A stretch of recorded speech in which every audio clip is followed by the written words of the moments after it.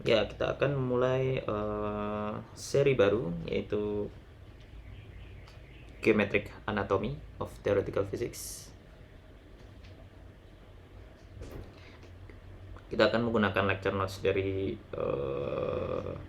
Profesor Fredrik Schuller. Beliau mengajar di FAU Erlangen-Nuremberg di Jerman.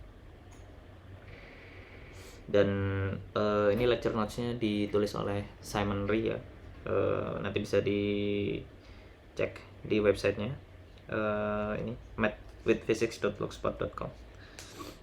Kita baca dari awal dulu, acknowledgement. This set of lectures notes accompanies Fredrik Schuller's course on geometric anatomy of theoretical physics, taught in academic year 2013-14 at Friedrich Alexander Universität Erlangen-Nuremberg. The entire course is hosted on YouTube at the following address. Ya, ada di YouTube ya. Nanti tinggal cari aja Fredrik Schuller Geometric Anatomy, nanti keluar di YouTube.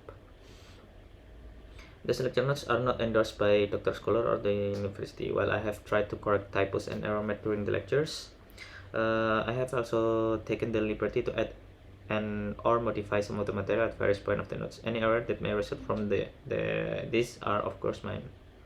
If you have any comment regarding this note, feel free to get in touch. Visit my blog for the most up-to-date version of this note. My gratitude goes to Dr. Schuller for lecturing this course and for making it available on YouTube. Intinya ini disampaikan oleh Dr. Schuller di tahun 2013-2014 di FAU Erlangen-Nuremberg. Dan nanti kita di seri ini akan mempelajari tentang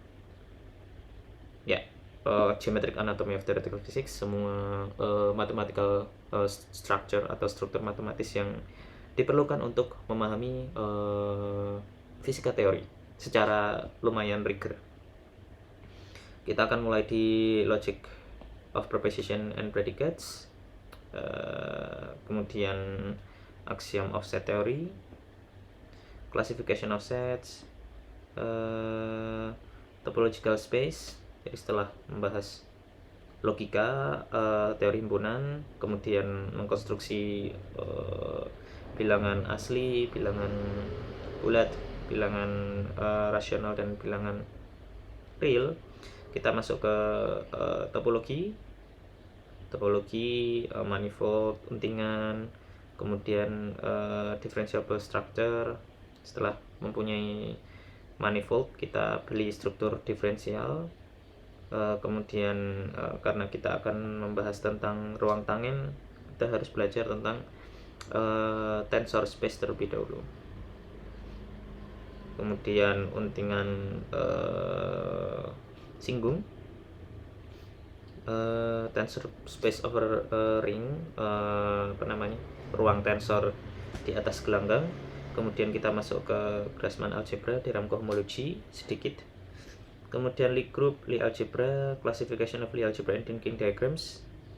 Jadi setelah membahas tentang geometri, kita membahas tentang aljabar, karena nanti di teori tera itu kita butuh Lie aljabar Lie.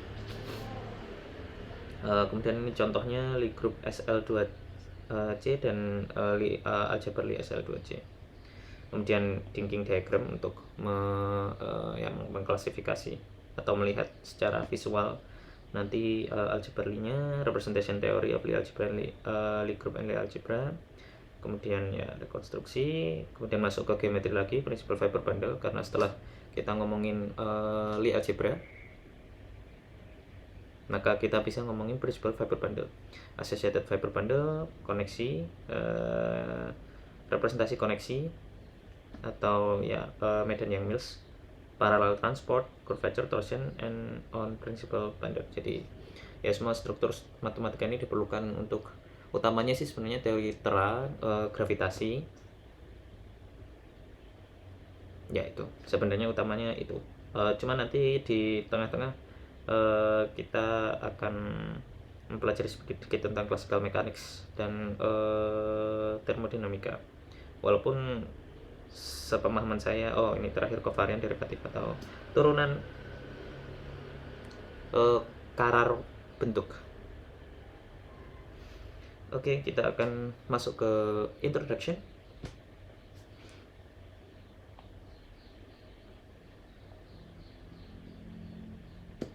Theoretical physics is all about casting our concept about real world into rigorous mathematical form for better or worse. Ya, kalau si ini kayaknya introduksi dari Simon Ray ya. Jadi kalau dia bilang bahwa fisika teori itu adalah tentang bagaimana cara kita menjelaskan dunia real world itu ke dalam matematika yang rigor. Walaupun sebenarnya ini lebih tepatnya mathematical physics ya, bukan theoretical physics. Kalau theoretical physics nggak harus matematikanya nggak harus rigor, tapi cuman ya rigor dalam level fisika teori. Tapi kalau mathematical physics rigornya ya serigor buku ini gitu, at least serigor buku ini ya. Jadi saya tidak setuju, tapi ya kita baca saja. But theoretical physics doesn't do that for its own sake. It does so in order to fully explore the implication of what our concept about the real world are. So to a certain extent, the spirit of theoretical physics can be cast into the word of Wittgenstein, who said, what we cannot speak about clearly, we must pass over silence. Fisika teori tidak melakukan itu untuk dirinya sendiri. It does in order to fully explore the implication. Intinya mengcast real world into rigorous mathematical form itu bukan tujuannya adalah untuk mengeksplor implikasi dari konsep-konsep kita ke dunia asli atau dunia yang real. So to a certain extent, the spirit of theoretical physics can be cast into the word. Kalau ya Simon Ray bilang tujuan dari theoretical physics itu bisa dituliskan dalam perkataan Wittgenstein. Apa yang kita tidak bisa bicarakan secara jelas, maka kita harus diam gitu. Maksudnya kalau tidak bisa di-cast secara rigor matematik, berarti kita tidak mempunyai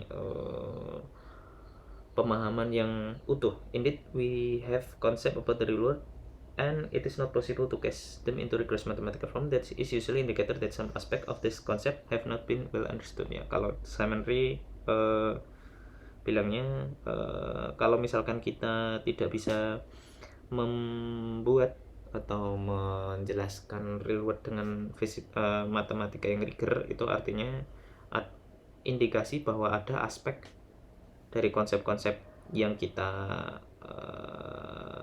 konstruksi itu yang belum kita pahami secara lengkap. Misalkan kalau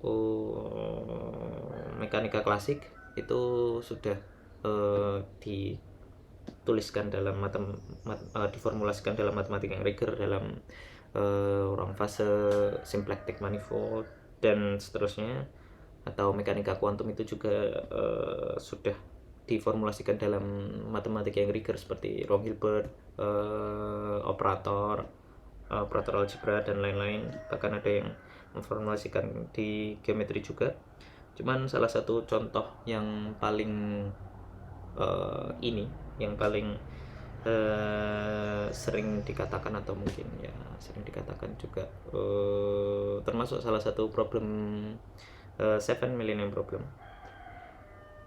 itu adalah mengcast atau memformulasikan quantum field theory dalam matematika yang rigor. Nah itu kita belum sampai ke situ. Memformulasikan, kita sudah bisa memformulasikan mekanika kuantum, quantum field theory atau teori medan kuantum yang tidak berinteraksi, yang free secara rigor menggunakan saya lupa namanya, aksioma OS, aksiom saya lupa namanya, cuman intinya yang free itu sudah bisa. Cuman yang interacting, yang teori medan kuantum yang berinteraksi itu belum ada formulasinya secara rigor, setahu saya, sependek pengetahuan saya. Nah itu berarti ada konsep-konsep di quantum field theory atau teori medan kuantum yang kita belum pahami secara utuh, karena ya itu tadi, kita belum bisa memformulasikan ke dalam matematika yang rigor. Theoretical physics ya sebenarnya bukan theoretical physics tapi mathematical physics aim to casting this concept into mathematical language, but then mathematics is just it is just a language. If we want to extract physical conclusion from this formulation we must interpret the language. Kalau dia bilang ya saya ini setuju, matematika hanyalah adalah bahasa. Jika kita ingin mengekstraksi fisis dari matematik formulation matematik atau ya formulasi matematikanya itu, kita harus menginterpretasi bahasa tersebut, menafsirkan bahasa matematika tersebut. That is not the purpose of text of mathematics, that is the text of physicists. Nah ini baru ini ya menurut saya ini baru yang fisika. Jadi kalau matematika hanya mengset bahasanya tapi mengekstrak physical conclusion atau ya menafsirkan dari bahasa matematikanya, itu adalah tugas dari fisika. That is not the purpose of task of mathematics, it is task of physicists. Mathematicists. Ini saya meneriakan typo banyak. That is where it's get difficult, but then again mathematics is just a language. And going back to Wittgenstein, he said the theorem of mathematics all say the same, namely nothing. Ya, matematika itu nggak punya arti, dia cuma language. Misalkan 1 tambah 1 sama dengan 2 itu tidak punya arti apapun kecuali kita memberikan suatu objek di sana. Misalkan 1 apel ditambah 1 apel sama dengan 2 apel. Nah itu berbicara tentang real world atau dunia nyata, ada unitnya di situ. Tapi kalau nggak ada unitnya dan cuman abstraksi formulasi aja, itu namely nothing. Tapi bukan berarti matematika itu useless. What did he mean by that? Well, obviously he didn't mean that mathematics is useless. He just referred to the fact that we have the theorem of the type A if and only if B, where A and B are proposition, then obviously B says nothing else that A does, and A says nothing else than B does. It is a tautology. However, while from the point of view of logic and mathematics, it is a tautology. Psychologically, in terms of our understanding of A, it may be very useful to have formulation of A in terms of B. Ya intinya ya seperti yang saya bilang tadi, tidak ada kalau kita tidak menafsirkan abstraksinya di matematika itu, dia tidak berbicara tentang apapun. Maksudnya ya dia berbicara di alam gagasan, tidak berbicara di dunia nyata seperti itu. Baru kalau kita ya beri tafsiran atau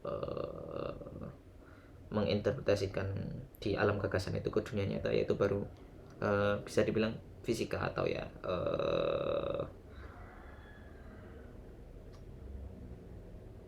ilmu pengetahuan lain gitu. Thus, with the understanding that mathematics just give a language for what we want to do, the idea of this course is to provide the proper language for theoretical physics. Ya, tujuan dari mata kuliah ini atau ya seri ini itu adalah untuk memberikan bahasa yang proper untuk theoretical physics, untuk fisika teori. In particular, will provide the proper mathematical language for classical mechanics, electromagnetism, quantum mechanics, and statistical physics. Kalau di sini bilangnya kita akan membicarakan bahasa matematika untuk classical mechanics, electromagnetism, quantum mechanics, and statistical physics. Ya walaupun sebenarnya lebih ke teori klasik dan general relativity atau relativitas umum.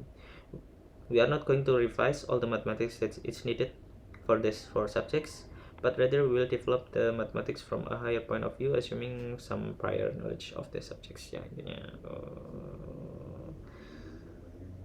kalau di sini bilang theoretical physics, tapi saya tidak setuju, ini lebih ke mathematical physics. Kalau mathematical physics itu intinya aim to casting this concept into rigorous mathematical form, dan dari situ kita bisa mengeksplor implikasi-implikasi yang mungkin dari formulasi tersebut.